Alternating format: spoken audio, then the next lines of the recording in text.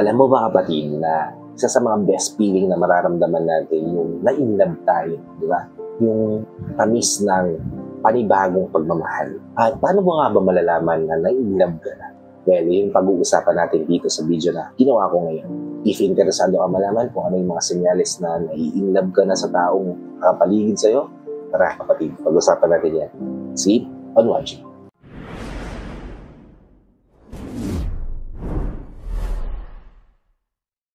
Hi, I'm Gary Opimo at gumagawa ko ng mga videos na tulad nito para matulungan ka na maging best version ng sarili mo at may bigay mo yung best self mo, syempre, sa taong mahal mo. Kaya kung bago ka pa lang dito sa channel ko, please consider liking this video. Hit the subscribe button and the notification bell para lagi kang updated sa videos na tulad nito na i-upload pa natin sa inahanap. Wala nang paligoy-ligoy pa. Ang unang senyales kapatid na nai-inlove ka na sa taong nagpaparamdam sa iyo ng pagmamahal ay kapag sumusubok ka na ng mga bagong bagay, bagong hobbies, bagong passion, bagong trend na damit, di ba? Ganyan, mga bagong outfit, bagong ginagawa sa araw-araw. Kapag ginagawa mo na yan, kapatid, possible na in-love ka na rin sa taong nagpaparamdam sa iyo ng importansya. Bakit? Kasi baka ginagaya mo na yung ginagawa niya, di ba? Baka yung mga hobby niya katulad ng pagbabasketball, nakakahiligan mo ng gawin. Mahilig ka ng manood ng basketball, mahilig ka na magsuot ng jersey, di ba? Kapag sumusubukan na ng mga bagong bagay na hindi mo ginagawa before, sa inyan na, in-love ka na rin. Ikalawa, nai-stress ka, pero in a good way. Halimbawa, nai-stress ka na ano bang susuotin mong damit para mas maging maganda ako tingnan para kay ganito. Diba? Ano ba yung dapat kong pabango para mas mahalimuyak ako pag dumadaan ako kay ganito? Diba? Kapag ganyan, kapatid, nai-stress ka na sa kakaisip kung ano yung dapat gawin. Pero in a good way. Sa inyan, kapatid, na nai-inlove ka na sa taong nagpaparamdam sa'yo ng importansya. Okay? Ikatlo, kapag pakiramdam mo nabuboost yung confidence mo o namomotivate ka. Isa sa mga pinaka-masarap sa pakiramdam ay yung marami tayong na-accomplish na task na isa motivated tayong gawin yung mga bagay-bagay. At isa sa mga motivation na nararamdaman natin ay yung pag nakikita natin yung tao na paparamdam sa atin ng importansya din, di ba? Yung naramdaman mo na maganda ka para sa kanya, pogi ka para sa kanya, syempre lalo ka magpapakit. Motivated ka maging looking good, looking handsome, looking pretty, di ba? Looking sexy, di ba? Kapag ganyan, kapag yung nararamdaman mo, sa inyan, na-inlove ka na rin sa tao na paparamdam sa iyo ng importansya. Ika-apat, kapag nami-miss mo na siya o sabihin na natin nag-step forward na yung relasyon nyo, nasa MU na kayo.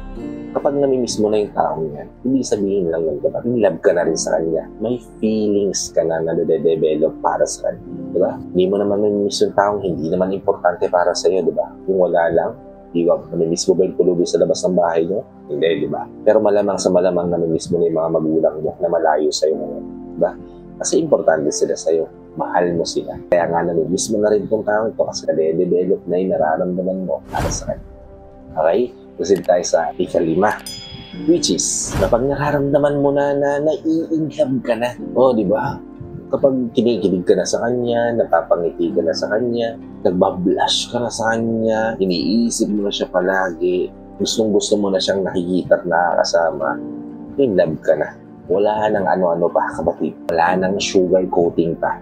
Senyales yan na in love ka na talaga. Ika-anim, pinaplano mo na yung future nyo together. Oh, hindi pa nga kayo pero nag-iisip ka na sa hinaharap kung magiging mag-asawa ba kayo, ganito ba yung gagawin nyo, ilan ba magiging anak niya, ino ba yung gano'n ba kalaking bahay yung gusto nyo yung dalawa, di ba? Kung ganyan na iniisip mo, hindi pa nga nagiging kayo, malamang sa malamang kapatid, nakikita mo na yung future mo together with her or with him, matik yan kapatid, in love ka na. Ikapito, kapag sineselebrate mo na yung mga accomplishment ng taong nagpaparamdam sa'yo ng importansya. Again kapatid, it falls down kapatid kung wala kang feeling sa tao na paparamdam sa'yo ng importansya. Hindi ka pa in love sa kanya, bakit mo i-celebrate yung accomplishments niya? Diba? Tropa lang kayo? Diba? Kasama kayong dalawa, mag-celebrate ng mga bagay na na-achieve niya. Diba? Ibig sabihin lang nun, importante itong tao to para sa but hindi na yun naman o hindi, in love ka na rito sa tao mo. Ikawalo, kapag nakikita mo na yung sarili mo na lumalago in a way na nag-grow ka bilang individual.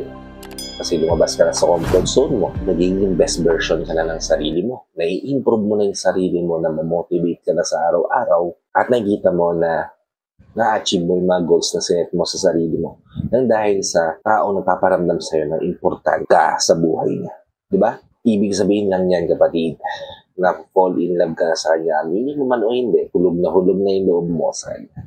At ang ikasyam, kapag gustong-gusto mo nang bakitin sa kanya na mahal mo siya. Yun na yung bottom line, kapatid. Kung gustong-gusto mo nang maramdaman niya yung nararamdaman mo na pagmamahal at gusto nyo maging mutual yung pakiramdam yung dalawa. Gusto mo nang bangitin sa kanya kung gaano siya ka-importante sa'yo, kung gaano siya kahalaga sa'yo, kung gaano mo siya kamahal.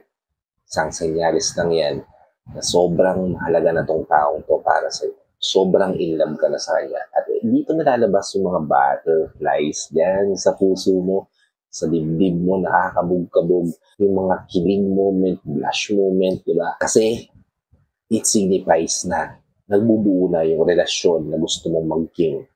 It signifies na may love na namamagitan sa inyong dalawa na dahilan para magtagal ang inyong pagsasama.